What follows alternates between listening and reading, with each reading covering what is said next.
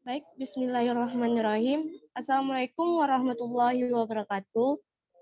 Alhamdulillahirrabbilalamin. Assalatu wassalamu ala asrafil anbiya wal mursalin wa ala alihi wa ashabihi rasulullah ya jima'in. Baiklah rekan-rekan semua, sebelum memulai aktivitas diskusi kita hari ini, marilah kita mengucapkan basmalah. Bismillahirrahmanirrahim. Nah, lanjut, saya perwakilan dari rekan-rekan kelompok 2, izinkan kami untuk memperkenalkan anggota kelompok kami terlebih dahulu, yang terdiri atas satu, saya sendiri, Lilis Marlina dengan NIM 21031019. Yang kedua, Alvis Aldora Irwanto dengan NIM 21031111. Yang ketiga, Sistri Wiguna dengan NIM 21031098. Yang keempat, Puspita Zakia Mumtaza dengan NIM 21031149. Yang kelima, Tasya Humaira Hazirin dengan NIM 21031159. Adapun dosen pengampu kami di sini adalah Profesor Dr. Lufri MS.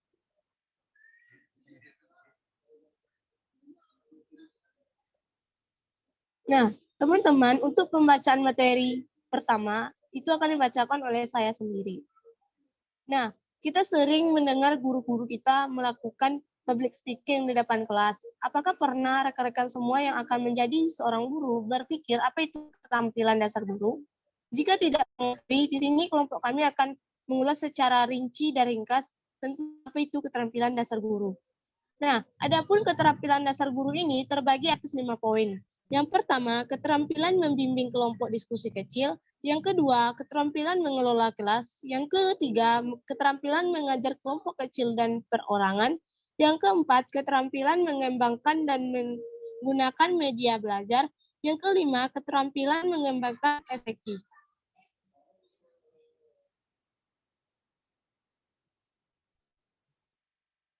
Nah, satu, keterampilan membimbing kelompok diskusi kecil.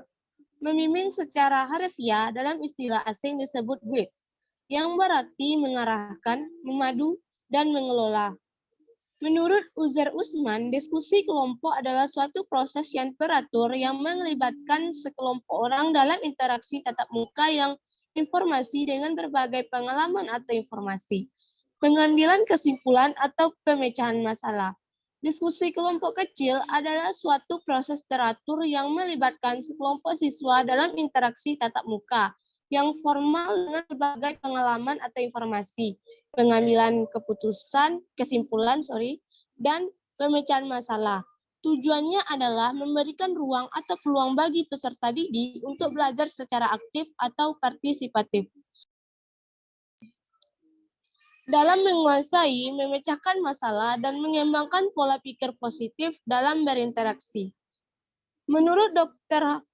Muhammad Uzair Usman, menyatakan bahwa diskusi kelompok kecil adalah peserta didik berdiskusi dalam kelompok-kelompok kecil di bawah pembinaan guru atau temannya untuk berbagi informasi, pemecahan masalah, atau pengambilan keputusan dilaksanakan dalam suasana terbuka. Nah, ternyata rekan-rekan semua, membimbing diskusi kelompok kecil ini juga memiliki manfaat dan tujuan tertentu. Nah, di sini kita akan membahas terlebih dahulu manfaat dan tujuan diskusi kelompok kecil. Penggunaan kelompok kecil dalam kegiatan pembelajaran bertujuan agar siswa-siswa satu, berbagi informasi dan pengalaman dalam memecahkan masalah. Dua, meningkatkan pemahaman atas masalah penting. Tiga, meningkatkan keterlibatan dalam perencanaan dan pengambilan keputusan. Yang keempat, mengembangkan kemampuan berpikir dan berkomunikasi. Yang kelima, membina kerjasama yang sehat, kelompok yang kohesif, dan bertanggung jawab. Diskusi kelompok kecil bermanfaat bagi siswa untuk satu, mengembangkan kemampuan berpikir atau berkomunikasi. Yang kedua, meningkatkan disiplin. Yang ketiga, meningkatkan motivasi belajar. Yang keempat, mengembangkan sikap saling membantu. Dan yang kelima, yaitu meningkatkan pemahaman.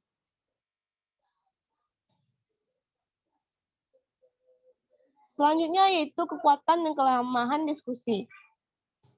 Diskusi kelompok kecil memiliki kelebihan atau juga disebut dengan kekuatan. Yang pertama yaitu kelompok memiliki sumber yang lebih banyak daripada individu. Yang kedua, anggota kelompok sering diberikan masukan dan motivasi dari anggota lain yang berusaha agar sumbangan pikiran bermanfaat untuk keberhasilan kelompok. Yang ketiga, kelompok dapat menghasilkan keputusan yang lebih baik. Yang keempat, anggota kelompok memiliki ikatan yang kuat terhadap keputusan yang diambil dengan melalui keterlibatannya dalam diskusi. Di samping itu, juga memiliki kelemahan atau keterbatasannya sebagai berikut. 1. Diskusi memakan waktu. 2. Pemborosan waktu. 3. Diskusi dapat menekankan pendirian. Nah, itu pembacaan dari saya. Selanjutnya part 2 ini yaitu tentang keterampilan mengelola kelas yang akan dibacakan oleh rekan saya yaitu Tasya. Kepada Tasya dipersilakan. Terima kasih kepada Saudari Lilis untuk materi kedua yaitu keterampilan mengelola kelas.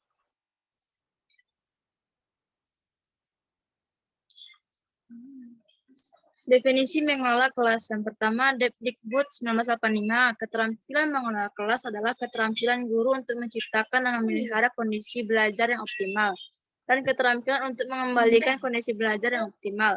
Apabila terdapat gangguan dalam proses belajar, baik yang bersifat gangguan kecil dan sementara maupun gangguan yang berkelanjutan.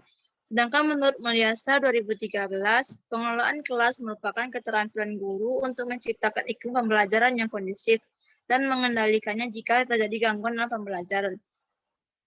Menurut Usman 2013, pengelolaan kelas adalah keterampilan guru untuk menciptakan dan memelihara kondisi belajar yang optimal dan mengembalikannya apabila terjadi gangguan dalam proses belajar mengajar. Dan yang terakhir, menurut Wardani 2005, keterampilan mengelola kelas adalah keterampilan dalam menciptakan dan mempertahankan kondisi yang optimal guna terjadinya proses pembelajaran yang selalu serasi dan efektif.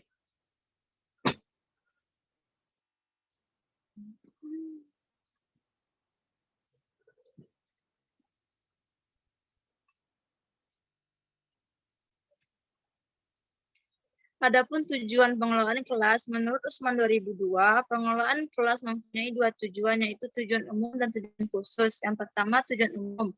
Tujuan umum pengelolaan kelas adalah menyediakan dan menggunakan fasilitas belajar untuk macam-macam kegiatan belajar mengajar agar mencapai hasil yang baik. Yang kedua, tujuan khususnya adalah mengembangkan kemampuan siswa dalam menggunakan alat-alat belajar, menyediakan kondisi-kondisi yang memungkinkan siswa bekerja dan belajar, serta membantu siswa untuk memperoleh hasil yang diharapkan. Sekian materi dari saya. Untuk selanjutnya akan saya kembalikan kepada moderator. Baik, terima kasih kepada rekan saya Tasya yang sudah memaparkan materi yang cukup luar biasa.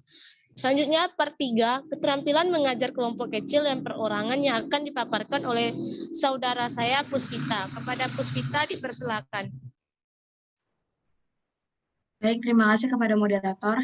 Kemudian ada materi yang ketiga yaitu mengenai keterampilan mengajar kelompok kecil dan perorangan.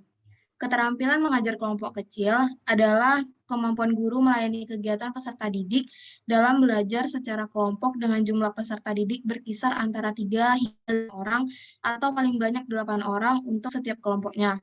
Sedangkan keterampilan dalam pengajaran perorangan atau pengajaran individual adalah kemampuan guru dalam menentukan tujuan, bahan ajar, prosedur, dan waktu yang digunakan dalam pengajaran dengan memperhatikan tuntutan-tuntutan atau perbedaan-perbedaan individual peserta didik. Secara fisik, bentuk pengajaran ini ialah berjumlah terbatas, yaitu berkisar antara 3-8 orang untuk kelompok kecil dan seorang untuk perseorangan. Pengajaran kelompok kecil dan perseorangan memungkinkan guru memberikan perhatian terhadap setiap peserta didik, serta terjadinya hubungan yang lebih akrab antara guru dan peserta didik dengan peserta didik. Komponen keterampilan yang digunakan adalah keterampilan mengadakan pendekatan secara pribadi, kemudian ada keterampilan mengorganisasi, ada keterampilan membimbing dan memudahkan belajar, dan keterampilan merencanakan serta melaksanakan kegiatan belajar mengajar. Diharapkan setelah menguasai 8 keterampilan mengajar yang telah dijelaskan di atas, dapat bermanfaat untuk calon guru sehingga dapat membina dan mengembangkan keterampilan-keterampilan tertentu calon guru dalam mengajar. Keterampilan mengajar yang esensial secara terkontrol dapat dilatihkan, diperoleh balikan atau feedback yang cepat dan tepat. Kemudian penguasaan komponen keterampilan mengajar secara lebih baik dapat memusatkan perhatian secara khusus kepada komponen keterampilan yang objektif dan dikembangkan pola observasi yang sistematis.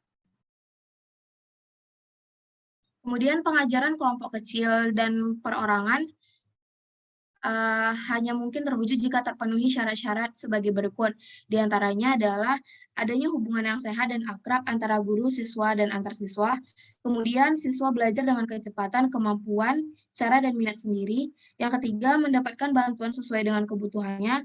Yang keempat adalah siswa dilibatkan dalam perencanaan belajar. Dan yang terakhir adalah guru dapat memainkan berbagai peran.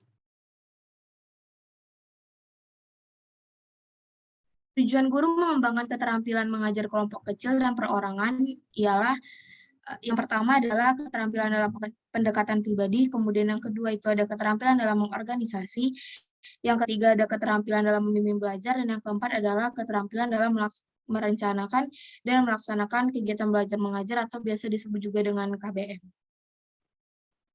Sekian dari materi yang saya jelaskan, saya kembalikan ke moderator.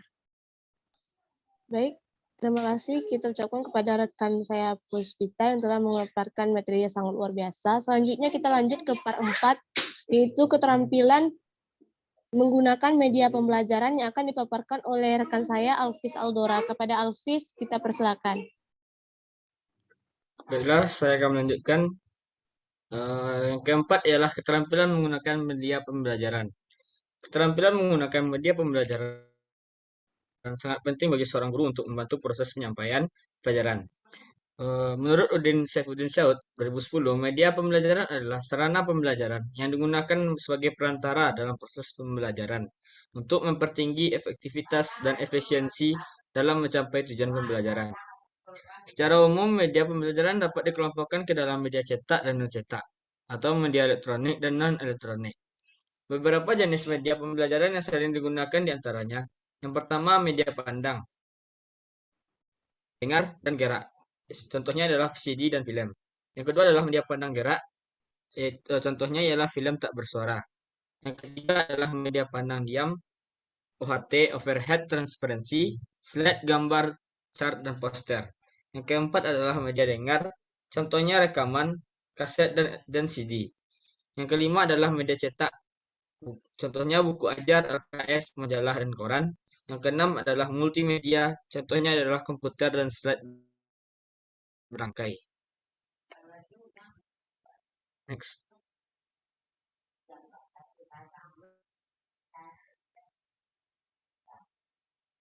Selanjutnya adalah tujuan keterampilan menggunakan media pembelajaran.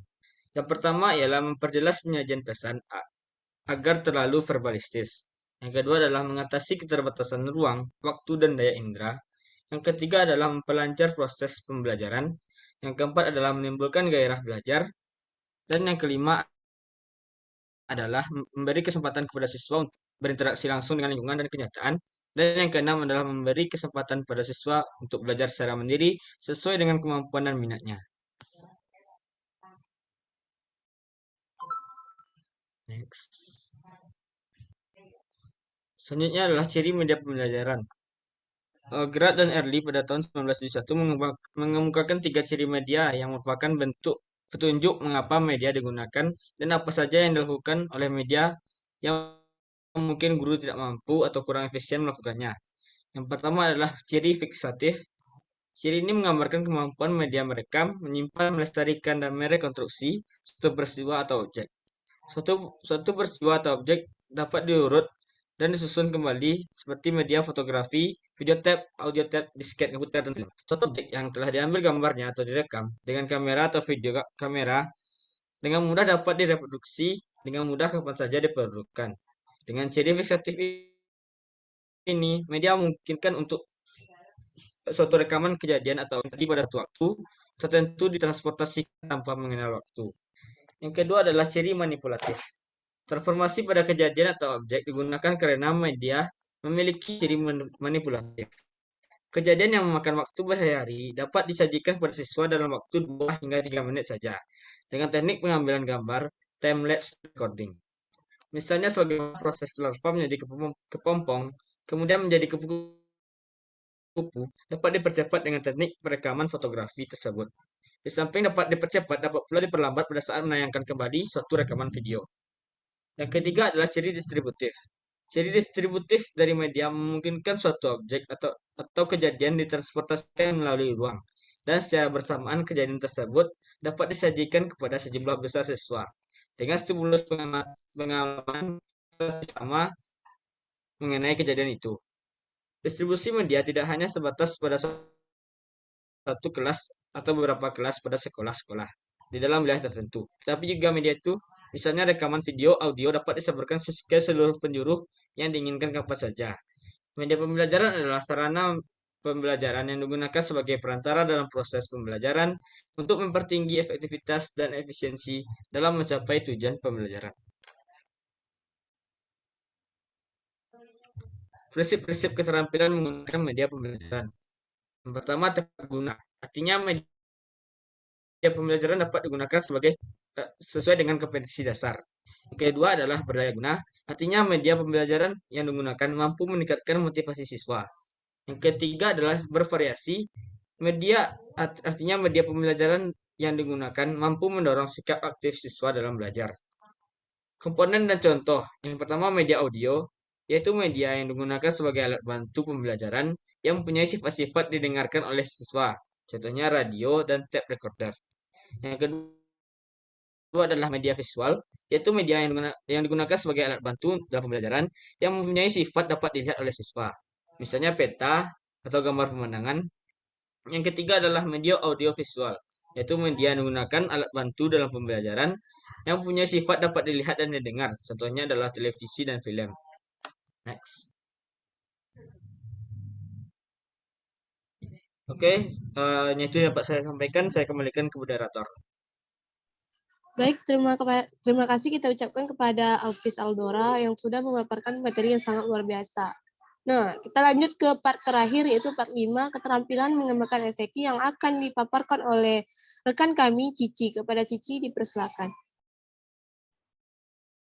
Baiklah, keterampilan mengembangkan ISQ. Sekolah kadang terjebak dalam pemenuhan aspek intelektual saja, karena intelligent quotient atau IQ atau kecerdasan intelektual selalu dipandang sebagai hal yang utama. Padahal, selain IQ, masih ada dua kecerdasan yang saling melengkapi dalam kehidupan manusia ini, yakni emotional quotient atau EQ, atau kecerdasan emosi, dan spiritual quotient atau SQ, atau kecerdasan spiritual. Dalam pendidikan, baik formal, informal, maupun non-formal, memiliki tugas yang sama dan utama dalam membangun IQ, EQ, atau SQ. Karena itulah, keseimbangan ketiganya sangat diperlukan. Ketiga hal ini menjadi kelengkapan yang utuh satu dengan yang lainnya di dalam diri manusia.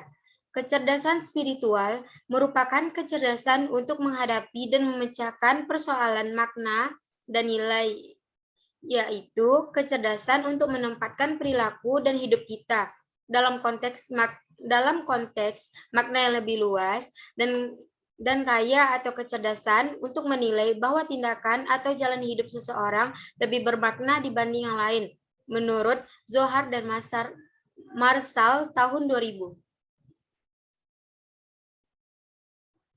Next. Memperdaya kecerdasan spiritual terbagi atas 5, yaitu menciptakan visi pribadi sejak kecil, kedua, menciptakan visi pribadi yang mulia, ketiga, menetapkan sasaran pribadi, keempat, melaksanakan visi dengan menyenangkan, kelima, analisa diri dengan lingkungan. Tiga langkah kembangkan ISQ, yaitu membuka hati, menjelajahi dataran emosi, ketiga, mengambil tanggung jawab. Seorang guru yang mempunyai kecerdasan emosional yang baik akan dapat dikenali melalui 5 komponen dasar, yaitu sebagai berikut. Yang pertama, self-awareness atau pengenalan diri. Mampu mengenali emosi dan penyebab dari pemicu emosi tersebut. Jadi, dia mampu mengevaluasi diri sendiri dan mendapatkan informasi untuk melakukan suatu tindakan. B. Self-regulation atau penguasaan diri. Seseorang yang mempunyai pengenalan diri yang baik dapat lebih terkontrol dalam membuat tindakan agar lebih berhati-hati. Dia juga akan berusaha untuk tidak impulsif. Akan tetapi, perlu diingatkan, hal ini bukan berarti bahwa orang tersebut menyembunyikan emosinya, melainkan memilih untuk tidak diatur oleh emosinya. C. Self-motivation atau motivasi diri. Ketika sesuatu berjalan tidak sesuai dengan rencana, seseorang yang mempunyai kecerdasan emosional tinggi tidak akan bertanya, apakah yang salah dengan saya atau kita? Sebaliknya, ia bertanya, apa yang dapat kita lakukan agar kita dapat memperbaiki masalah ini? D. Empati. Kemampuan untuk mengenali perasaan yang orang lain dan merasakan apa yang orang lain rasakan jika dirinya sendiri yang berada pada posisi tersebut. E. Effective relationship atau hubungan yang efektif. Dengan adanya keempat kemampuan tersebut, seseorang dapat berkomunikasi dengan orang lain secara efektif. Kemampuan untuk memecahkan masalah bersama-sama lebih ditekankan dan bukan pada konfrontasi yang tidak penting, yang sebenarnya dapat dihindari.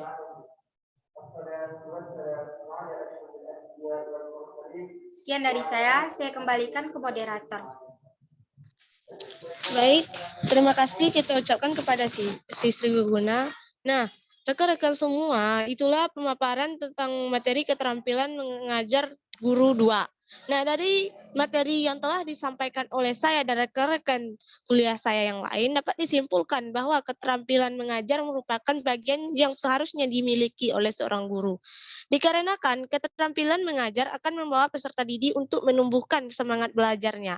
Dengan keterampilan mengajar, guru akan mengetahui cara agar peserta didiknya dapat menumbuhkan minat belajar dan mudah untuk memahami materi yang akan diajarkan.